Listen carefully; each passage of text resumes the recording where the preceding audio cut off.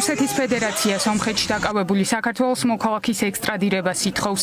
გიორგი კინოიანი ახლა ერევანში 40 დღიან საექსტრადიციო პატიმრობაშია.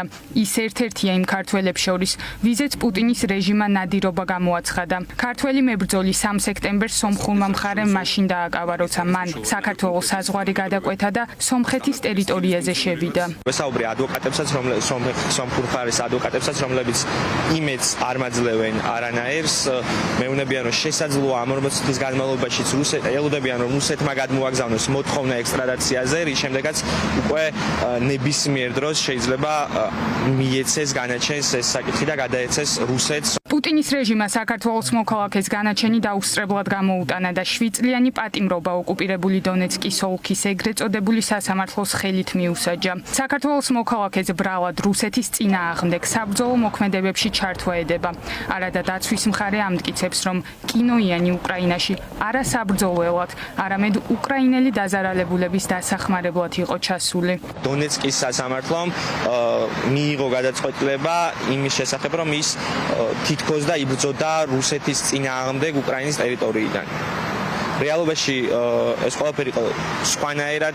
რუსეთის ფედერაციას ახლა 40 დღიანი ვადა აქვს, რომ ოფიციალურ ერევანს მიმართოს და საქართველოს მოქალაქის ექსტრადირების მოთხოვნით შესაბამისი დოკუმენტაცია გადაუგზავნოს.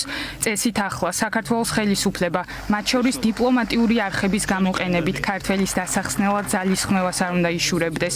თუმცა ივანიშვილის გუნდი დუმს ფორმულა დღეს საგარეო საქმეთა მინისტრს დაუკავშირდა. მაკაბოჭორიშვილმა გვითხრა, რომ შეხვედრაზე იყო და მოგვიანებით გაგვცემდა კითხვებზე პასუხს. თუმცა მინისტრი კავშირზე აღარ გამოვიდა და მოგვიანებით უწყებამ მხოლოდ მცირე წერილობითი განცხადება გაავრცელა, რომ დაკავების ფაქტზე საელჩოს სომხური მხარისგან დღემდე არ აქვს მიღებული ოფიციალური ცნობები. ნატალი ჯოხტაშვილი ვარ. აი დაკავებულთან დაკავშირებით მაინტერესებდა. სომხეთში რომ იმყოფება ახლა. აღნიშნული თაობაზე სომხეთში საქართველოს საელჩოს აცნობეს დაკავებულის ოჯახის წევრებმა, თუმცა სომხეთის ოფიციალური უწყებებიდან შეტყობინება საელჩოს დღემდე მიღებული არ აქვს. საკონსულო კომპეტენციის ფარგლებში მუშაობს აღნიშნულ საკითხზე. საქართველოს მოქალაქის შესაძლო ექსტრადირებაზე კომენტარის გაკეთება ქართული ოცნების რიგით დეპუტატებს კითხვის საპასუხოდ მოუწიათ. ივანიშვილის დეპუტატები რუსეთის უკანონო გადაწყვეტილების ნაცვლად უკრაინის ომზე საუბრით შემოიფარგლებიან და არაფერს ამბობენ, რა ქმედით ნაბიჯების გადადგმას აპირებს ოფიციალური თბილისი, რომ პუტინმა სადამსჯელო ღონისძიება ქართველის წინააღმდეგ ვერ გაატაროს. ომს მძიმე შედეგები, ომს ხავს ტყვეები, ომს ხავს დაჭრილები, ომს ხავს გარდაცვლილები.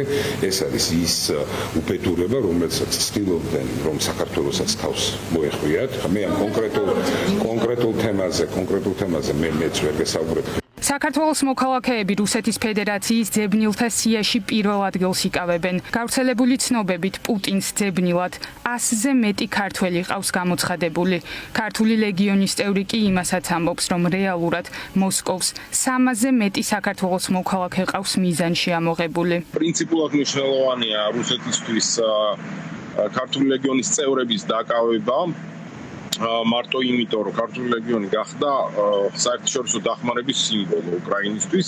რუსეთის შავსიაში ასევე მოხვდნენ პოლიტიკოსები და ქართველი ადვოკატები. მათ შორის ალეკო ელისაშვილს დაუსწრებლად 6 წელი მიუსაჯეს.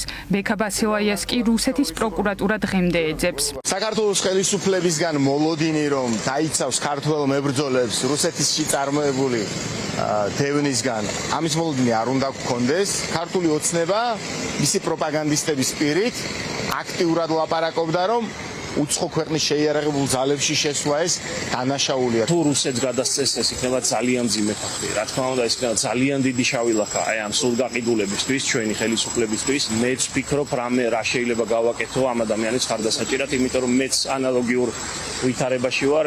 საქართველოს საზღვარი დაკავებულმა რამდენიმე დღის წინ გადაკვეთა. Როგორც გაირკვა, პუტინის რეჟიმს გიორგი კინოიანი დსთ-ს მასშტაბით 2024 წლის ოქტომბრიდან ყავდა ძებნილთა სიაში შეყვანილი. ამიტომ გეკა გელაძის უწყება მომხდარზე პასუხისმგებლობას იხსნის და ამტკიცებს, რომ ქართველ მესაზღვრეებს გუგუთის საზღვარზე ამის შესახებ ინფორმაცია ვერ ექნებოდათ, რადგან ქართულ ბაზაში რუსების მიერ ძებნილების მონაცემები არ იძებნება.